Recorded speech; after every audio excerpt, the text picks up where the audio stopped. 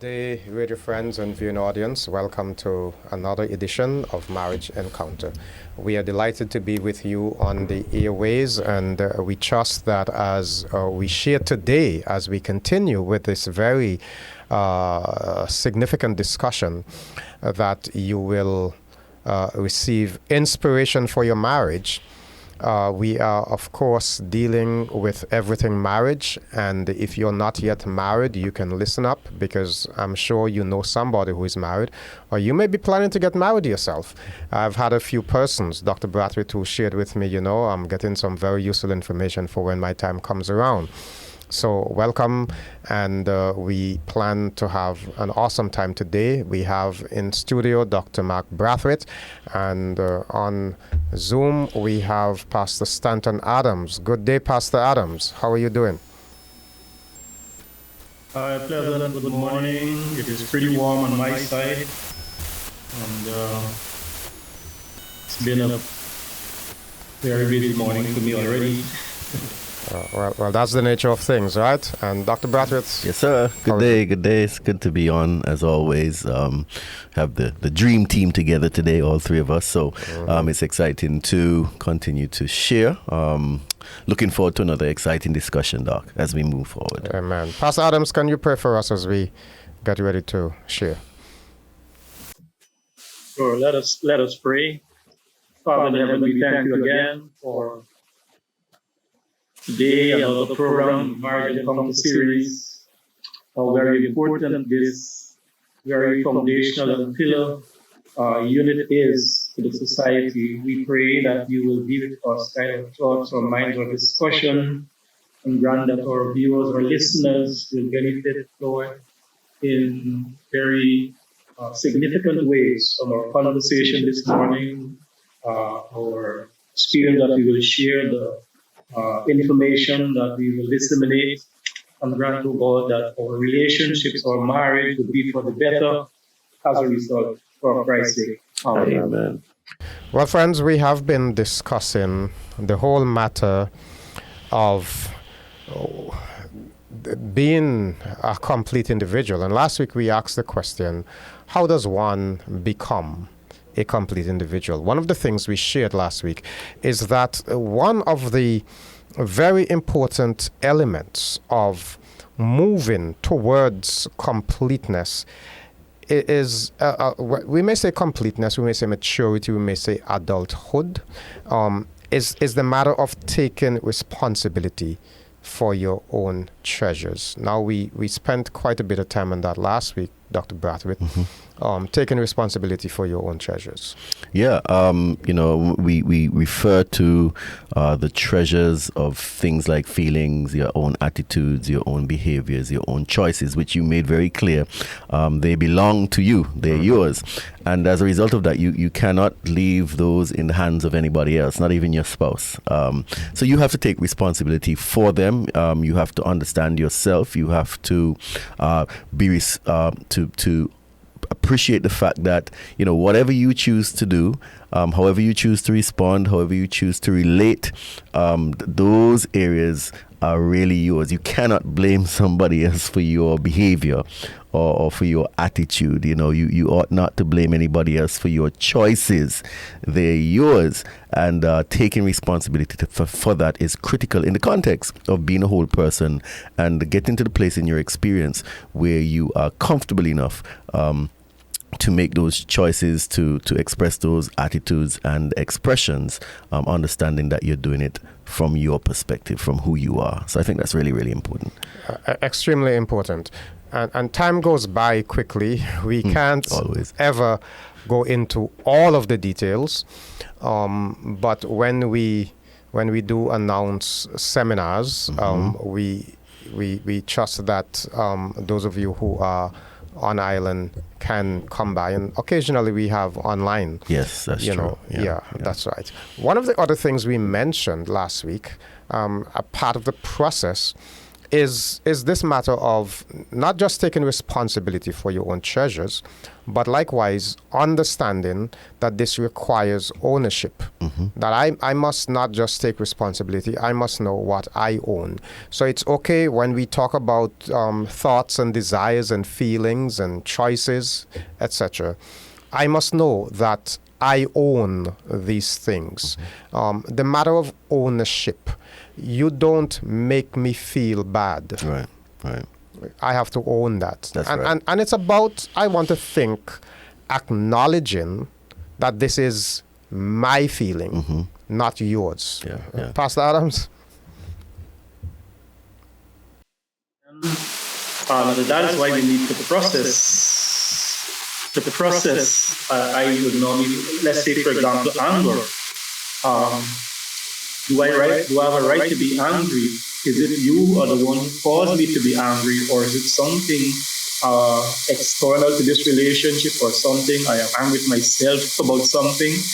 And so we need to question ourselves, to put the sort light on ourselves first, because we have been discussing that if we don't take ownership, most likely we are going to just shift the blame and have our partner responsible for every single thing. So if I get up this morning feeling sad, it is something that you did or not doing, why I am sad. Do I put the spotlight on myself to see what is causing this sadness? Before I kind of project that on you to say, well, it is you who is the one. And we are noticing, in fact, I don't know if I'm running ahead if you did, because I was not with you last week, but I was particularly interested when the authors, Claude and Thompson, when they decided to introduce the term codependency. That's quite a significant term, and how many codependent relationships we have or have not developed as a result of our projecting and shifting the blame, having one take ownership and responsibility for our own feelings and the very treasure that we have that we're supposed to own, you see. And how many relationships have not gone in that direction and have become very difficult to be with or to be within. And I am just beginning to talk to that issue, because I didn't know if you did touch codependency last week, but maybe you're getting there. But codependent relationships are a sure sign when we act immature, when we don't take ownership for our feelings or emotions and take responsibility for our behaviors in the relationship. It can really cause some difficulties in the marriage, in the relationship, in the family in general. Well, we did touch that last week. We did say that codependency is really taking responsibility for another person's problems and not requiring that other person to take responsibility for his own, so that interestingly, while we are discussing here, sometimes we own things and we want to own that which belongs to our partner likewise. Yeah. I wanted to just, step back, before we moved on to codependency, but on the issue of ownership, I think oftentimes the challenge that persons have in terms of taking responsibility for their own feelings is that sometimes they really don't understand the feeling or the emotion that they're having at the time. And one of the questions I encourage persons to ask is, whenever you feel anxious, angry, even if you're feeling happy, most people wouldn't ask the question when they're happy because they're in a good mood. But the question is, why am I having this emotion at this point in time? You had a discussion, an altercation, a fight, we would say, not physical, but you had a verbal tiff with your spouse, and you're feeling angry. Why? Why am I having this emotion of anger at this point? And so, the question is, when we relating to your spouse, most people would say, you made me feel this way. The question you need to ask yourself is, why am I feeling this way? It's interesting, because if my spouse and I are having a discussion and my spouse says something that I don't like, the question is my spouse entitled to that opinion? Right. And if we answer yes, my spouse is entitled to that opinion, then how do I feel about what my spouse said? Now, I can feel sad, and nothing is wrong with feeling sad or angered or hurt by an expression from my spouse. But I think, Dr. Braithwaite, the important thing is that I must realize that this is how I feel. Right. First thing is, that's my feeling, not my spouse's feeling. Right. Now, you're asking, why am I feeling this way? Why are you feeling that way? And that's important. Yes. It is important to understand that that is my reaction to what I've heard. But it could also be reflective of the fact that I am not as mature as I ought to be. Mm-hmm. Because if I feel my spouse has no right to utter that thing, then I might get angry and might think, if my spouse says that, then this is how I'm going to react. But I can choose to react differently. Correct. But you may also have, as I think Pastor Adams mentioned, you may also have a predisposition to being angry or upset about a particular thing because of something external. There may have been a situation in your life previously, or a circumstance, or a set of situations that make you very sensitive to this particular matter. And now here it is, your spouse, the one that you love, is operating and acting in a way that reminds you, in large part, of some historical event or something that happened. So let's say, for instance, you're at work and you have a boss who is always on your case and always stressing you about some aspect of your work. And then you come home and you engage with your husband, who is always stressing you about some aspect of your home life. You may tend to lump the two together, and you may end up and say, look, coming home is just like being at work, right? And so you have feelings of anger towards your husband, not necessarily because of who he is, but because of something that you've been exposed to previously. And there could be so many examples of something of that nature. And I think, before Pastor Adams steps in here, it is important for us to say, to ask your question. Right. Why am I feeling this way? Yeah. Now, that's a personal question, because I must do some assessment. I must want to know, why is my reaction to this particular way, right, and not another way? Why am I stressed over the fact that my spouse made that statement? And then perhaps I can begin to make associations and say, this is the environment at home. Maybe I am putting these two things together. I need to give my wife the benefit of the doubt. That's not what she means. I can have that conversation with myself rather than stepping up to say, you make me do this. Correct. Because in reality, your spouse doesn't make you do anything. Cannot. Yes. Yeah, well, we cannot help but emphasizing and stressing the point that there's where you could turn the searchlight first to see why is it that these feelings or emotions are being evoked. And do you need help in this particular way? Because if you keep on going on that way all the time, you could imagine how maybe, I think we did discuss that in some previous program. We have to, when we cannot find that thing in the environment, in this relationship in which we exist, probably we have to look externally. Do we need some other association? Do we even need professional help to deal with this emotion or these particular emotions? Because they are surfacing from time to time, and I'm sure they are surfacing often enough that is not healthy for the relationship and that interaction at that level. So instead of misplaced responsibility, I think when I was going through the material, I just wrote this term down. Misplaced responsibility. Lack of personal responsibility is one thing, but misplaced responsibility is another thing. And therefore, if I'm responsible for owning my feeling, my emotion, I must also take responsibility for seeing how I can choose some process or processes correct this kind of behavior because it is so impacting on the relationship, right? Instead of projecting these things on my spouse or any other family member, because remember, we're looking at the family as a system, like not just be a spouse alone, but you might have others, you might have your children, and all of those can be affected with all of this, right? So it is so crucial that we turn that searchlight on ourselves and question. Maybe, yes, the person might do something or say something that might cause that us to feel bad and terrible about whatever it is. Yes, but we still have to own that thing. And I don't know if we are talking to the matter of how intelligent we are emotionally, because if every time you say something or do something, it kind of evokes some kind of emotion that is negative, then I have to see how mature I am in terms of my emotions and all of these things. So it's quite something that's why we normally say from in front that marriage is work, right? It is work. It is hard work. We can't expect the other. It is work that we have to do ourselves, and that both of us have to do as spouses. As sometimes all of us have to do as a family. It is work.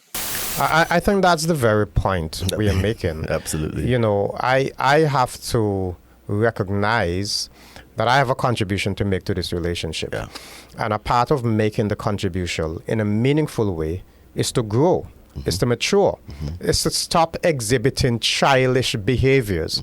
And that's the whole idea about becoming a complete person. I have to recognize that there are some things I must take ownership for, and I must do my part faithfully and well. And at the same time, I have to give my spouse the responsibility of taking care of her own stuff in her own way. And I was hoping we would get to the idea today of understanding that adults, this concept where adults understand the concept of you are not me. You are your own person. Yeah. And there's so many implications behind that. But I do want to stress this point, that as an individual who is growing towards maturity, I have to not micromanage in the relationship. Allow my spouse to be herself, and at the same time, I must take responsibility for who I am and for what I contribute to the relationship. And allow your spouse to take responsibility for who they are and what they contribute. Precisely. That's really critical. And, at the end of the day, Pastor, when you consider a relationship, as we've been saying, it's about two people becoming more and more whole in that journey, more and more matured, as you mentioned. I think, when we look at this whole, it's such an important area. I find it to be such an important area, the ability to take responsibility for yourself. I wanted to go back a little bit to and I know we want to move forward, but it's so important. Pastor Adam spoke about sometimes getting additional help. And I think that's an important point, because there are some persons who have emotions that first of all, they're not aware of them, they don't recognize it, and they have no control over that emotion. Anger can be such a challenging one, where persons get angry at almost everything, and there are times when you need to find somebody to help you to manage those emotions in a productive way, so that you can have a productive relationship. There are some people who are very anxious, Pastor. They sit with their spouse and they place negative interpretations on almost everything that is said, and they become very anxious, nervy, butterflies in the stomach whenever they spout. And these are emotions that, when you recognize them, some people feel like, this is something I've always had, but it's an emotion that you really would need to get a grasp of, so that you can grow, because you're going to remain at the same place and your relationship is going to go through the same trials. Well, you're tempting me so much, Dr. Braithwaite, to go back to this matter of knowing what you're getting into when you're getting married. I'm talking about the fact that we all bring some degree of baggage to the relationship. Now, what do I mean by baggage?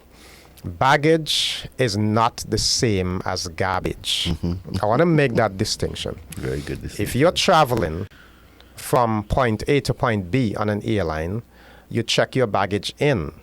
What's in your bag? The individuals at the check-in counter will ask you some basic questions. Do you have explosives? Did anybody give you any gifts, etc.? Because they want to make sure that what is permitted on the aircraft is not going to damage the other individual, or when you get to your destination, you're not going to have issues with clearing customs there. So everybody has baggage. The important thing is, before you get married, you should try as best as possible to find out what is in your partner's baggage. And your partner should find out what's in your baggage as well, because what is in your baggage will impact you and your spouse, your marriage. And sometimes individuals have unfortunate experiences in their childhood days. It may be a rape, it may be molestation, it may be abuse, parental abuse, and that may evoke feelings like anger and resentment and inability to reason things out. There are people who come from homes where it is more like a war path, where they shout at each other, and you get married to somebody who is accustomed to reasoning and being ordinary. And the person soon will begin to wonder, well, what in the world is going on? So if you don't stop to check what's in the baggage, and deal with those things, So if you discover there is abuse, if you discover that an individual has a malfunction, anger management, emotional issues, you try to deal with those things and go into the relationship knowing that, hey, these things are going to come up. We must recognize, and at that particular stage, when we talk about ownership, when we talk about boundaries, set the boundaries early. Let your spouse know, this is you, this is me.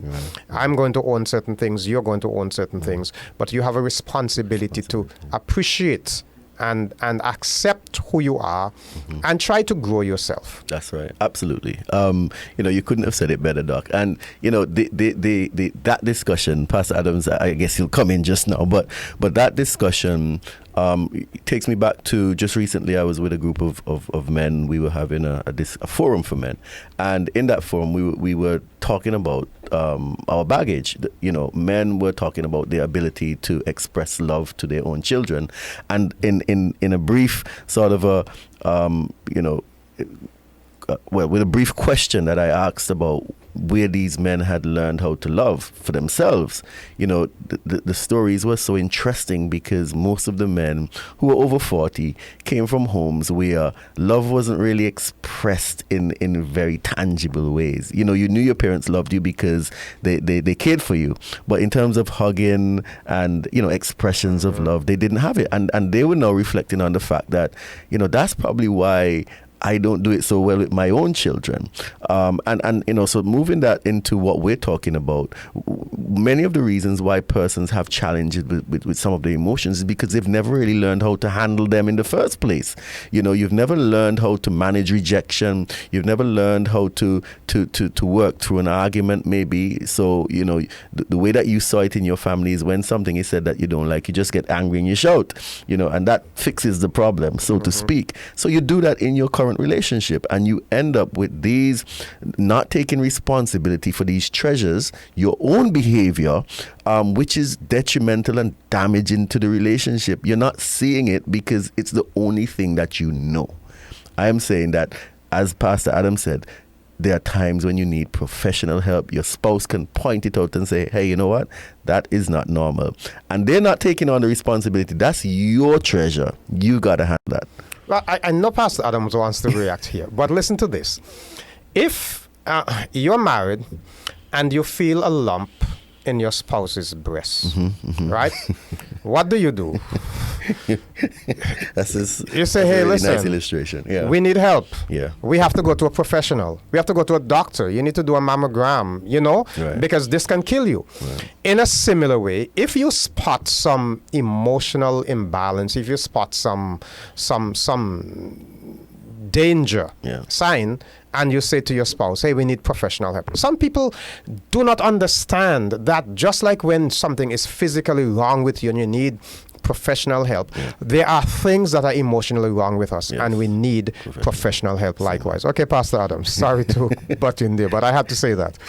I am glad that you said it, because we are thinking alike, because the two main previous submissions from both you and Dr. Braithwaite is exactly what I'm saying, because I was just saying that codependent see, if you come from a home, family where codependency manifests itself, that is what you're going to carry with you, because there are things that run in family, there are things that run in relationships.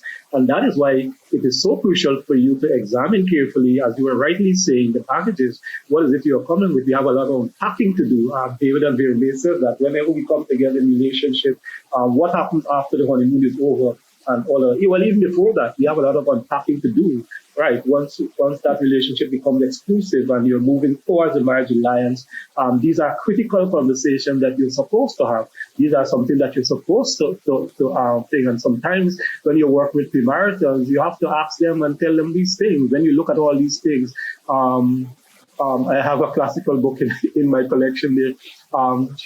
Should we be, what's the name? Should we get married?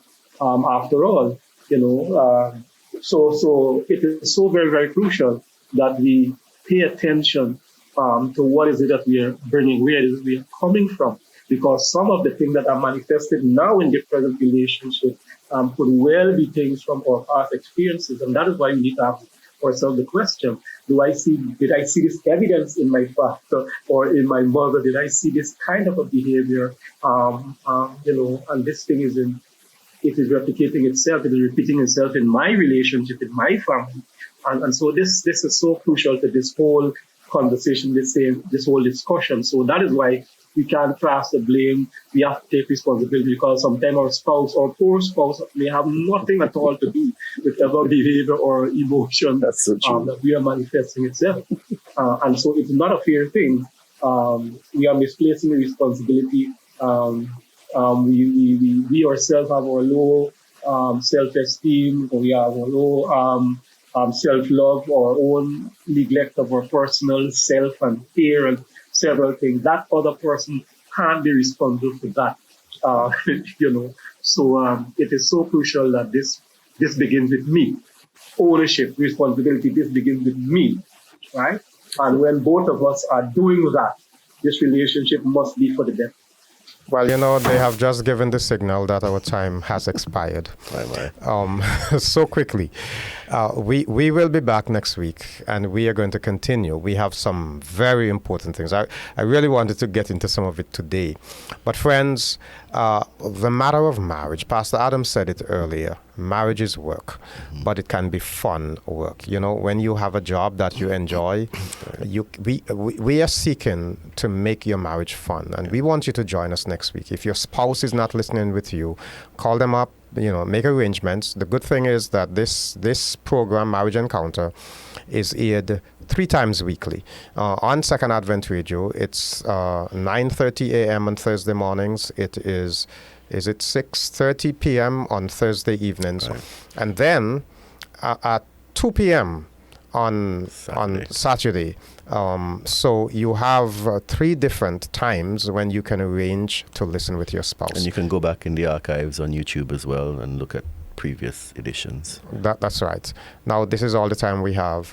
Dr. Braithwaite, your closing thoughts on that, sir? Well, take responsibility for you.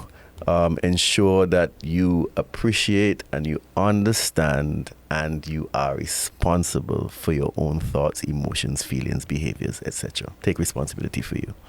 That's all for now. Until next week.